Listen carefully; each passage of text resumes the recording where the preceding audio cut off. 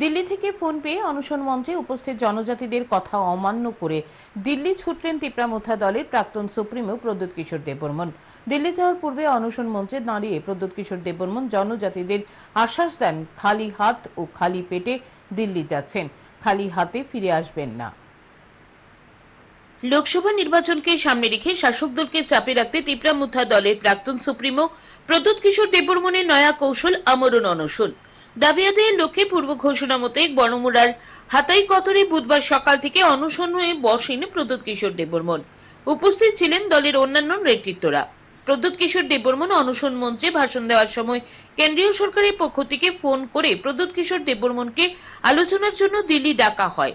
দিল্লি থেকে ফোন পেয়ে অনশন মঞ্চ ত্যাগ করে দিল্লির উদ্দেশ্যে রওনা হন তিনি। অনশন মঞ্চ ত্যাগ করার আগে তিনি দলের কর্মী সমর্থকদের উদ্দেশ্যে বলেন, খালি হাত আর খালি পেটে দিল্লি যাচ্ছেন, কিন্তু খালি হাতে ফিরবেন না। দাবি আদায়ের পর খালি পেটে রাজ্যে ফিরে এসে সকলের সাথে খাবার খাবেন। मैं अप्रिशिएट करता हूं कि मुझे दिल्ली बुलाया गया। मैं धन्यवाद बोलना चाहता हूं कि आपने मेरा और हमारा गरीब तिप्रासा का आवाज सुना है, आपने बुलाया है। मैं जाऊंगा, बात करूंगा और मैं खाली हाथ नहीं आऊंगा। आज खाली पेट खाली हाथ से जा रहा हूं, लेकिन खाली हाथ नहीं आऊंगा और खाली पेट का खाना तभी खाऊंगा जब आप लोग सब खाएंगे मेरे साथ।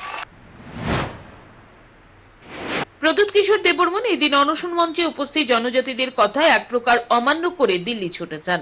অনশন মঞ্চে দাঁড়িয়ে প্রদ্যোৎ কিশোর দেববর্মন অনশন মঞ্চে উপস্থিত জনজাতিদের নিকট জানতে চান কেন্দ্রীয় সরকার ওনাকে ডেকেছে, ওনার যাওয়া ঠিক হবে কিনা। অনশন মঞ্চে উপস্থিত জনজাতিরা তখন চিৎকার করে জানায়, না, দিল্লি যাওয়া উচিত হবে না। কিন্তু প্রদ্যোৎ কিশোর দেববর্মন জনজাতিদের কথা অমান্য করে বলেন, দিল্লি যাওয়া প্রয়োজন। যে ভুল আগে হয়েছে একই ভুল দ্বিতীয়বার করলে হবে না। সকলকে তিনি অপেক্ষা করার জন্য বলেন। जाओ, जाना चाहिए, लेकिन सेलिब्रेट मत करो। जो गलती पहले हुआ वो अभी नहीं करना है।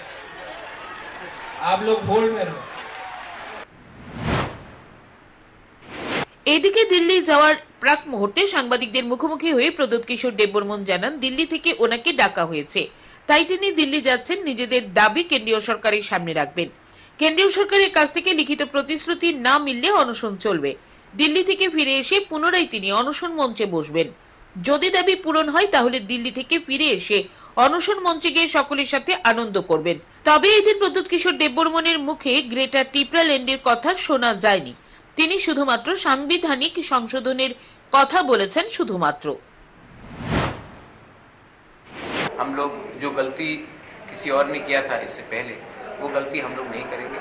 हमारा मंच जहां में है वो वहीं में रहेगा, हमारे YTF के वॉरियर्स वहीं में रहेंगे। लेकिन क्राउड को हमने कहा कि घर जाइए शांति से, और अगर पॉजिटिव रिजल्ट आया तो वहीं में हम लोग सेलिब्रेशन करेंगे, और अगर भगवान ना करे अगर कुछ चीज़ नहीं हुआ ठीक से तो मैं वहीं जाकर वापस बैठ जाऊंगा। প্রদ্যোৎ কিশোর দেববর্মন দিল্লির ডাকে জনজাতিদের কথা অমান্য করে দিল্লি ছুটে গেল। অনশন মঞ্চে বসে রয়েছে তিপ্রামুথা দলের নেতৃত্ব সহ কর্মী সমর্থকরা। এদিন আমরণ অনশন মঞ্চে হাজার হাজার জনজাতি পুরুষ ও মহিলা সামিল হয়। এখন দেখার দিল্লি থেকে প্রদ্যোৎ কিশোর দেববর্মন অনশন মঞ্চে অবস্থানরত নেতৃত্ব ও জনজাতিদের উদ্দেশ্যে কি বার্তা দেন। Bureau report, news today.